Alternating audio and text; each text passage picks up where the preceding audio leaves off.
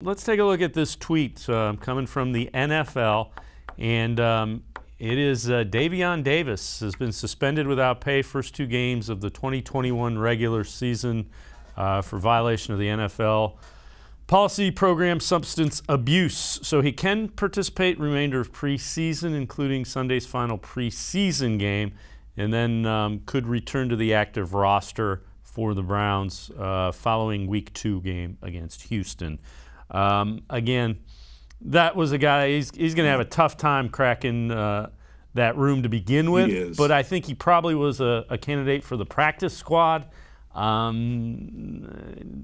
don't handle these things. Yeah. They don't tend to want to deal with these things very well in Berea these days. So, no, that's behavior they don't need, and you don't know if it was a recreational drug. You don't know if it was a performance-enhancing drug. They didn't elaborate on that.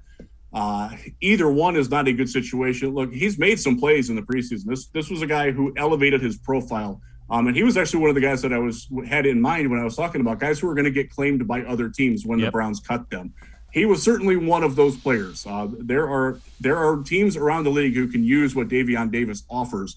But if he's not available for the first 2 weeks, that's a tough sell for fans in Cleveland. And if you're another team, like say you're the Washington football team, which is looking for a guy like that to round out their receiving core, that's a tough sell when you're like, oh, we're going to claim this guy, but he's going to be suspended for the first 2 weeks.